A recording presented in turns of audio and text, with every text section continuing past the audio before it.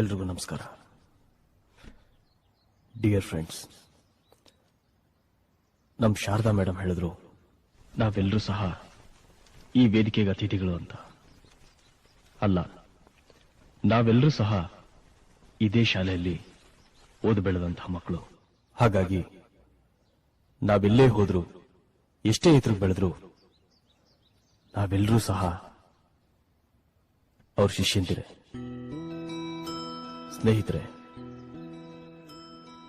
ಒಂದು ಕಲ್ಲು ರಸ್ತೆಯಲ್ಲಿ ಬಿದ್ದಿರುತ್ತೆ, ಅದನ್ನ ಜನ ತುಳ್ಕೊಂಡು ಓಡಾಡ್ತಾ ಇರ್ತಾರೆ. ಅದನ್ನ ತಂದು ಕೆತ್ತಿ ಕೆತ್ತಿ ಕೆತ್ತಿ ಒಬ್ಬ ಶಿಲ್ಪಿ ಅದಕ್ಕೊಂದು ರೂಪ ಕೊಡ್ತಾನೆ. ಆ ತುಳ್ಕೊಂಡು ಓಡಾಡ್ತಾ ಇದ್ದ ಕಲ್ಲು ಒಂದು ಶಿಲೆ ಆಗುತ್ತೆ, ದೇವರಾಗುತ್ತೆ. ಅದೇ ತುಳ್ಕೊಂಡು ಓಡಾಡ್ತಾ ಇದ್ದ ಜನ ಅದನ್ನ ಪೂಜೆ ಮಾಡೋ ಹಾಗಾಗುತ್ತೆ. ಆದರೆ ಅದನ್ನ ಕೆತ್ತಿದಂತ ಶಿಲ್ಪಿ ಮಾತ್ರ ದೂರದಲ್ಲೆಲ್ಲೋ ಕೂತ್ಕೊಂಡು ಇನ್ನೊಂದು ಕಲ್ಲನ್ನ ಕೆತ್ತುತ್ತಾ ಇರ್ತಾನೆ. ನಾನಿವತ್ತು ಸಾಫ್ಟ್ವೇರ್ ಉದ್ಯಮಿ ಆಗಿರ್ಬೋದು, ಅವರು IAS ಆಗಿರ್ಬೋದು, IPS ಆಗಿರ್ಬೋದು, ಡಾಕ್ಟರ್ ಆಗಿರ್ಬೋದು, ಇಂಜಿನಿಯರ್ ಆಗಿರ್ಬೋದು, ಆರ್ಕಿಟೆಕ್ಟ್ ಆಗಿರ್ಬೋದು, ಇನ್ನೊಂದು ಮತ್ತೊಂದು ಏನ್ ಬೇಕಾದ್ರೂ ಆಗಿರ್ಬೋದು. ಆದ್ರೆ ನಮ್ಮನ್ನೆಲ್ಲ ಕಡ್ದಂತ ಆ ಶಿಲ್ಪಿಗಳು ಅಲ್ಲೋಡಿ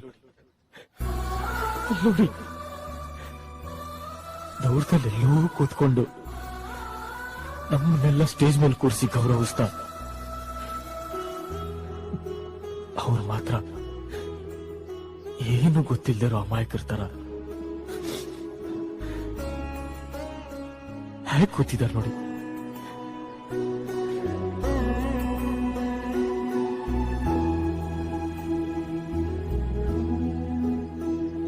ಸರ್,